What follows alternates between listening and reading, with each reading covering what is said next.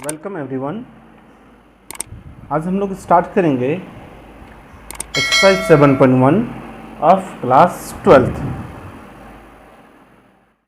हालांकि previous lecture में मैंने सारा फार्मूला बता दिया है और आप चाहें तो अपने बुक्स में भी देख सकते हैं। आपका जो टेक्स्ट बुक है एनसीईआरटी उसमें सारा फार्मूला दिया हुआ है और फार्मूला को याद करना बाई हार्ट करना बहुत ही ज़रूरी है। अब फार्मूला आप याद नहीं करोगे ना तो फिर नहीं बनेगा। तो दोस्तों फार्मूला को याद कर लीजिए, एनी हाउ फार्मूला को देख लीजिए और फार्मूला को बाई हार्ट कीजिए। Any how formula by heart करना पड़ेगा तभी आपसे क्वेश्चन बनेगा, ठीक है। तो आप फार्मूला को एक झलक देख लीजिए। और मैंने आपको बता ही चुका था कि integration is the just inverse process of differentiation. तो अगर जैसे पावर वहाँ डिफरेंशिएशन में हम लोग क्या करते थे कि अगर सपोज डिग्री जो होता था उनको पहले उतार देते थे, मल्टीप्लाई कर देते और वहाँ पावर को डिग्री को 1 रिड्यूस कर देते थे, मैं पावर को -1 कर देते थे। लेकिन इंटीग्रेशन में क्या हो जाएगा, जस्ट वैसे ही होता है। यहाँ जो भी पॉलिनोमियल फंक्शन होगा कुछ भी होगा तो उसमें क्या पावर में 1 ऐड कर देते हैं और जो पावर आएगा उनसे उनको डिवाइड कर देते हैं। चलिए अब हम लोग क्वेश्चन नंबर 1 को देखते हैं। ओके, नंबर 1 इंटीग्रेशन ऑफ आई, इसको आई मान लेता हूँ, साइन 2x। साइन 2x का इंटीग्रेशन निकालना है। जब भी इंटीग्रेशन साइन लगाएंगे, इंटीग्रेशन अगर सिंबल आ जाएगा, ऑपरेटर आ जाएगा तो साइन 2x dx लग जाएगा, ठीक है। जैसे डिफरेंशिएशन में क्या होता है dy/dx और इंटीग्रेशन में क्या होता है dx आ जाता है। सो हम लोग को इनका क्या निकालना है, इंटीग्रेशन फाइंड आउट करना है। सो इंटीग्रेशन डायरेक्टली पिछले क्लास में मैंने बताया था, इनका इंटीग्रेशन आप कैसे फाइंड आउट कर सकते हैं। सो सिंपल मेथड है। अगर मैं इनका इंटीग्रेशन अगर फाइंड करना चाहूँ तो ऐसे लिख सकता हूँ कि आप जानते हैं साइन x का जो इंटीग्रेशन, आई थिंक मैं समझता हूँ कि आप लोगों को तो साइन x का इंटीग्रेशन तो आता ही होगा, क्योंकि प्रीवियस लेक्चर में मैंने पढ़ा चुका था, सारी फार्मूला को डिस्कस कर चुका हूँ। जिसको अगर कुछ भी डाउट है तो प्रीवियस लेक्चर को जाकर देख सकते हैं। तो देखो बच्चों, साइन x का जो इंटीग्रेशन होता है वो क्या होता है, -cos x होता है। यहाँ क्या है आपका साइन 2x है तो इनका इंटीग्रेशन कितना हो जाएगा, -cos 2x/2। मिस एंगल में जो नंबर रहेगा उससे उनको डिवाइड कर देते हैं। तो अगर सपोज साइन 3x अगर होता तो यहाँ हम क्या करते, तो -cos 3x/3 कर देते। तो सिमिलरली अगर यहाँ n 2 की जगह में n नंबर होता, n होता, तो साइन अगर nx अगर हो जाता तो हम क्या करते, -cos nx/n कर देते। तो इस 2 की जगह में ना n मीन्स कोई फाइनाइट नंबर होगा, चाहे 1 2 3 4 5 कुछ भी हो सकता है। तो उससे उस नंबर से उनको डिवाइड कर देते हैं, उस कोएफिशिएंट से उनको डिवाइड करते हैं। तो यहाँ क्या लिख सकते हैं हम लोग, तो फाइनली क्या हो गया, integration of sine 2x dx का -cos 2x/2 + c। मतलब जब भी ऐसे दिया हुआ रहेगा, साइन 3x रहेगा तो उनका इंटीग्रेशन हो जाएगा -cos 3x/3। अगर सपोज कुछ साइन nx अगर हो जाएगा तो उनका कितना हो जाएगा, -cos nx/n।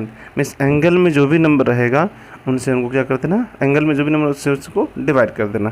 जैसे nx होगा तो n से डिवाइड कर देंगे। अगर साइन 5x अगर होता तो 5 से डिवाइड करता।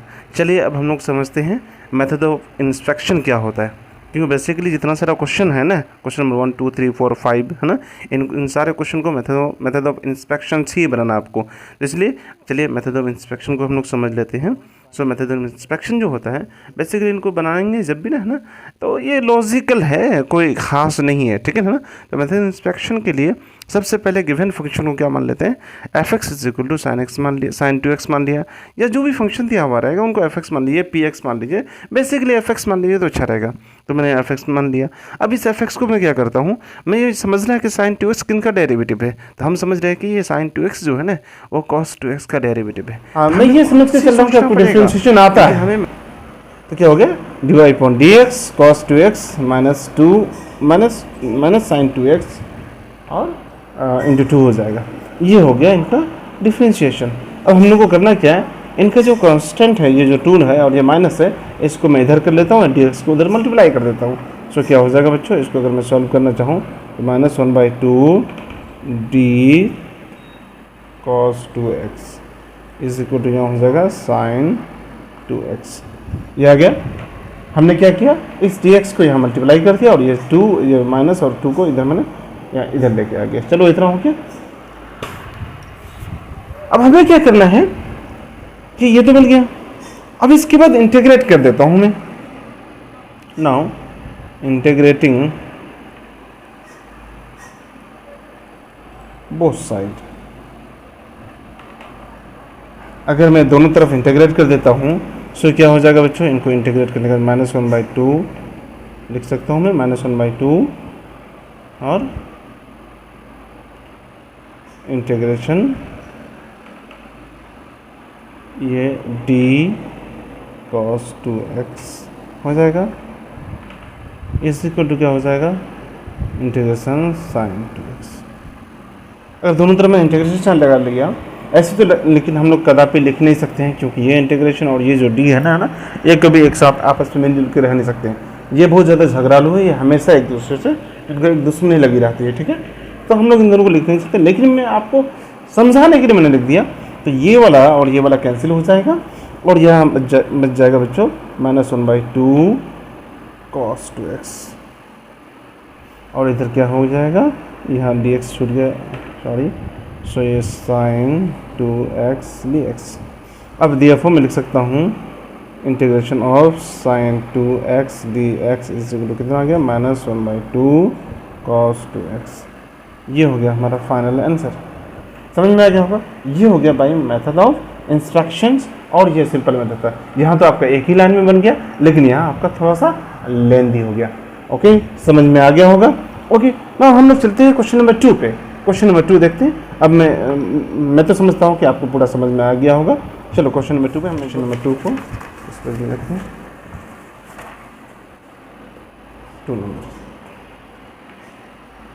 ओके, सो क्वेश्चन नंबर 2 क्या है, cos 3x। सिमिलरली पहले की तरह आपको वैसे ही सोचना है कि cos 3x अगर होगा तो ये किनको डिफ्रेंशिएट करने के बाद आया होगा। तो इनको पहले मैं कोई फंक्शन मान लेता हूँ, इसको मान लेता है f(x) = cos 3x। अब मैं इनको डिफ्रेंशिएट कर देता हूँ। किसको डिफ्रेंशिएट करूँगा, cos 3x आएगा, तो मैंने कर दिया sin 3x को डिफ्रेंशिएट। आप जानते हैं sin 3x का वो डिफ्रेंशिएशन करूँगा तो cos 3x आ जाएगा। तो sin 3x का डिफ्रेंशिएशन क्या होता है प्यारे बच्चों, sin 3x का जो डिफ्रेंशिएशन होता है cos 3x, और ये 3 यहाँ आ जाएगा। ओके, इतना हो गया। सो इतना लिखने के बाद क्या हो जाएगा, आप dx को इधर मल्टीप्लाई कर दीजिए और 3 इधर बाई कर दीजिए। सो इनको मैं लिख सकता हूँ 1/3 dx को से मल्टीप्लाई करें, d रह जाएगा, d sin 3x is equal to यहाँ क्या हो जाएगा, cos 3x dx। इतना हो गया। अब मैं क्या करूँगा, इंटीग्रेट कर दूंगा both side, integrating both side. After integrating both sides, so ये क्या हो जाएगा बच्चों, 1/3 मैंने इनको इंटीग्रेट किया, d यहाँ लिख देता हूँ, sin 3x is equal to यहाँ क्या हो जाएगा, cos 3x dx, ये हो जाएगा। अब देखो ये इंटीग्रेशन साइन और ये तो रहेगा नहीं, ये पूरा कैंसिल हो जाएगा। फाइनली आपको इधर क्या मिल जाएगा, 1/3 sin 3x, और इधर क्या हो जाएगा, integration cos 3x dx। So overall मैं लिख सकता हूँ cos 3x dx का जो इंटीग्रेशन आता है वो कितना, 1/3 sin 3x। हाँ, एक हम लोग प्लस सी लगा देते हैं। प्लस सी का कॉन्सेप्ट को मैं बताऊंगा, यहाँ भी मैंने प्लस सी लगा सकता हूँ। प्लस सी क्या होता है, यहाँ प्लस सी में लिख दे रहा हूँ। प्लस सी का कॉन्सेप्ट को मैं आपको बताऊंगा, पहले बता भी चुका हूँ, ठीक है। ये आंसर हो गया फाइनल। कि अगर मैं सेकंड नंबर को अगर सॉल्व करूँगा बाय मेथड ऑफ इंस्पेक्शन, तो हमारा ये आ जाएगा। ओके, अब थर्ड नंबर में हम लोग चलते हैं। थर्ड नंबर क्या है, थर्ड नंबर बहुत ही सिंपल है।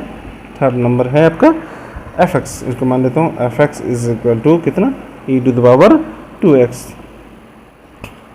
तो आपको सोचना होगा कि e⁻x किन का डिफ्रेंशिएशन होगा। तो आपको पता होगा e⁻x का डिफ्रेंशिएशन हो चाहे इंटीग्रेशन हो, दोनों सेम होता है। ओके, मतलब e⁻x का डिफ्रेंशिएशन भी e⁻x होता है और e⁻x का इंटीग्रेशन भी क्या होता है, e⁻x होता है।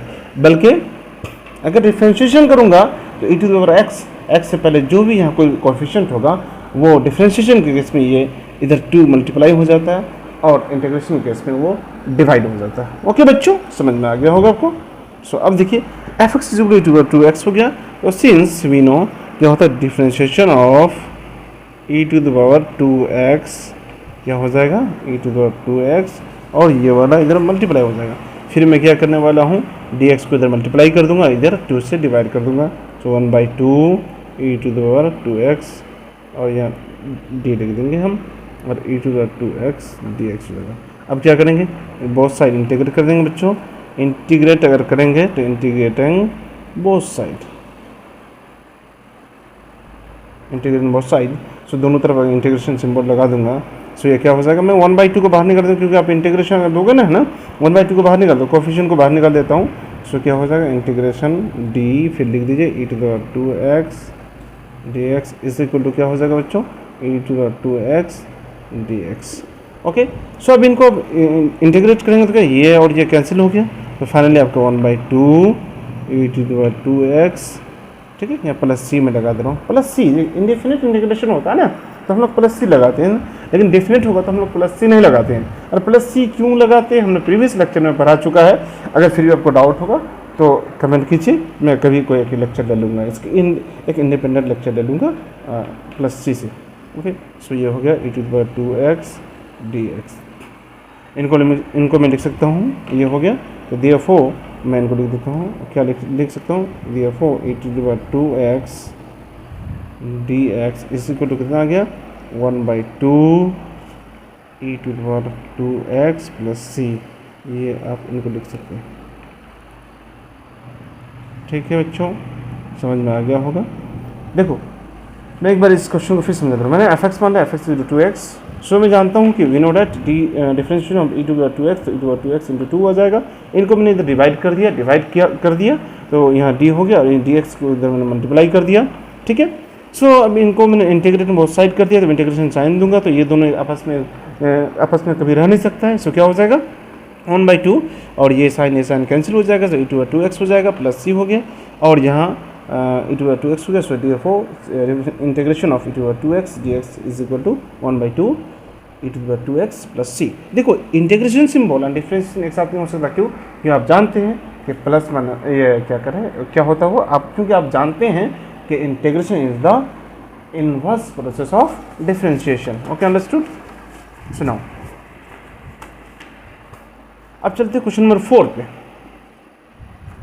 4 नंबर हम लोग किस मेथड से सॉल्व कर रहे हैं, बाय मेथड ऑफ इंस्पेक्शंस। तो 4th नंबर में क्या बच्चों, मैं इनको एफ एक्स को मान लेता हूँ, क्या ax प्लस b का पावर 2 है। अब ये गौर करने वाली बात है कि ax प्लस b का पावर 2 अगर है तो समझो कि कितना का पावर रहा होगा, मतलब ax प्लस b का पावर कितना रहा होगा, कि ये कितना आ गया होगा, समझ रहे हो ना, कि 2 आ गया होगा। तो सोच के देखो, सो क्या होना चाहिए बताओ,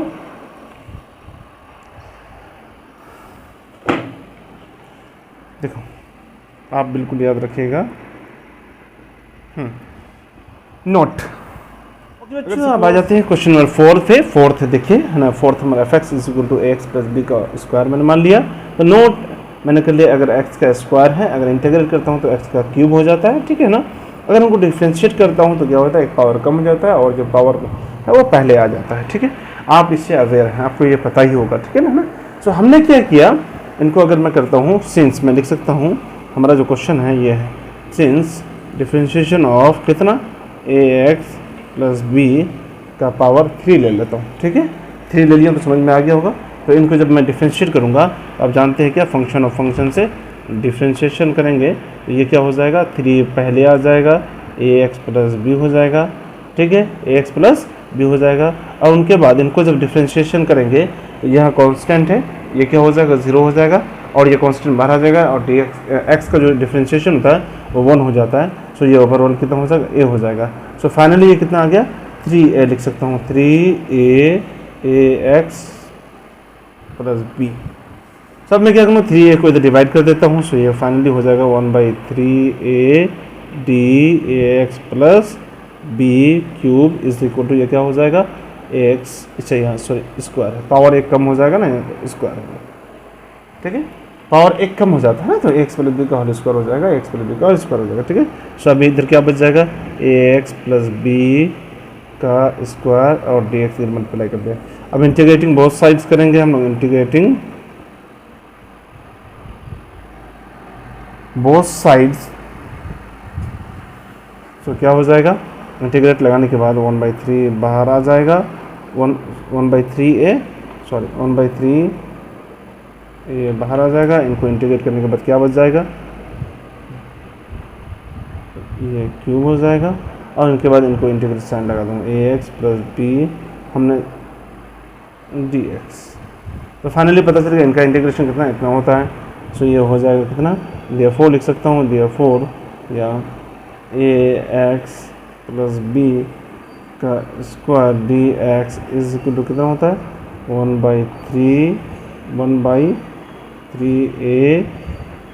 ax प्लस बी का होल क्यूब प्लस सी दे सकते हैं आप, ठीक है, प्लस सी, ये हो जाएगा। ओके, आप लोगों को तो समझ में आ गया होगा।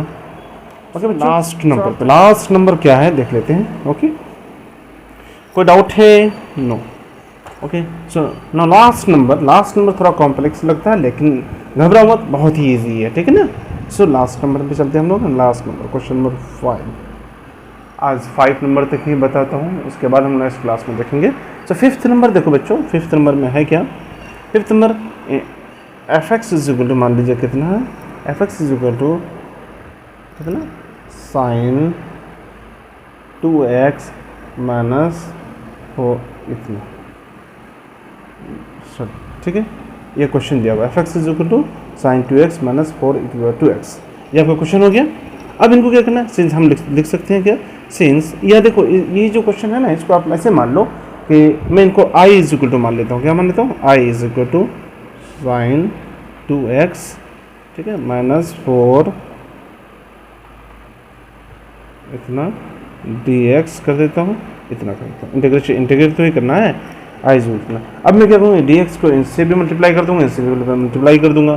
तो ये कितना हो जाएगा बच्चों, इनको अगर मैं मल्टीप्लाई करूँगा तो साइन 2x dx माइनस, फिर ये इंटीग्रेशन साइन यहाँ आ जाएगा, 4 इक्वल 2x dx। अब क्या कीजिए, i इज इक्वल टू इतना आ गया ना, है ना, इसको आप इसको पूरे फंक्शन को यहाँ से यहाँ तक मान लीजिए i1, और इसको यहाँ से मान लीजिए i2।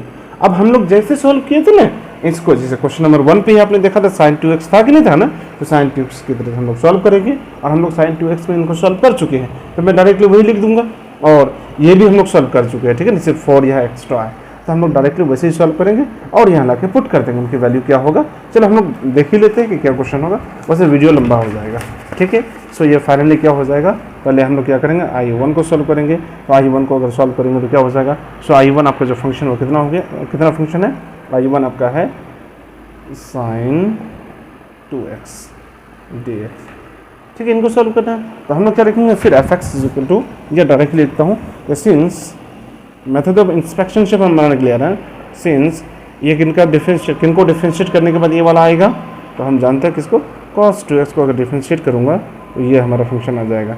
अगर इनको डिफ्रेंशिएट करता हूँ तो माइनस साइन 2x इंटू 2 हो जाएगा। फिर क्या करना है, ये वाला डिवाइड हो जाएगा और डिफ्रेंशिएट cos 2x हो जाएगा, ठीक है बच्चों। अब उनके बाद इज इक्वल टू, ये क्या हो जाएगा, साइन 2x dx हो जाएगा। अब इंटीग्रेशन साइन दोनों तरफ लगा देंगे, integrating both side, integrating both sides, so क्या हो जाएगा, इधर इंटीग्रेशन करने के बाद आ जाएगा क्या, ये इंटीग्रेशन सिंबल लेके आएंगे, तो यहाँ इंटीग्रेशन और ये जो d है ये कैंसिल हो जाएगा। सो फाइनली -1/2 क्या हो जाएगा, cos 2x हो जाएगा, और यहाँ प्लस c दे दीजिए, या प्लस c दो या ना दो कोई फ़र्क नहीं पड़ता, या दे दो c1 दे देता हूँ, है ना, क्योंकि और वहाँ मुझे ले आके पुट करना है, और यहाँ इंटीग्रेशन साइन देंगे तो ये हो जाएगा साइन 2x dx, और आपका यही क्या है, i1 है, i1। So i1 is equal कितना आ गया, i1 is equal to -1/2 cos 2x plus c1, ठीक है। अब हम लोग देखते हैं i2 की तरफ। Now for i2 for e to the 2x, e to the 2x है कि 3x, अच्छा 3x, sorry e to the 3x, हमने क्वेश्चन में कुछ और लिख दिया था, e टू द 3x है, कोई इशू नहीं, question e to the 2x ले लिया था मैंने, e टू द 3x है, for e to the 3x। अब इनको करना है, सो ये i2 आपका है, तो I2 का अगर निकालेंगे तो क्या हो जाएगा, सिंस डिफ्रेंशिएशन ऑफ किसका बताओ, 4 तो रह जाएगा, 4 तो बाहर आ जाएगा, ठीक है ना, 4 का तो कोई दिक्कत नहीं। तो आप इनको अगर करेंगे तो क्या हो जाएगा, 4 को रहने दो बाहर है ना, तो e⁻³ dx इनको डिफ्रेंशिएशन करेंगे तो क्या हो जाएगा, e⁻³ इंटू 3 हो जाएगा। फिर इनको क्या करेंगे, इनको डिवाइड कर देंगे 1/3, ठीक है, 1/3 क्या हो जाएगा बच्चों, d यहाँ रह जाएगा e⁻³ इज इक्वल टू कितना, e⁻³ dx हो जाएगा, ठीक है।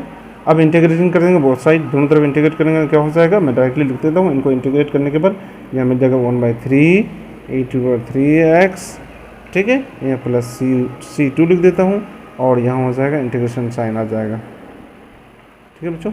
ये हो गया आपका I2। ओके, अब क्या करना है, after putting the value of I1 and I2 in I है ना, उसमें पुट कर देंगे। सो हो जाएगा देयरफॉर, फाइनली क्या लिख सकता हूँ मैं, देयरफॉर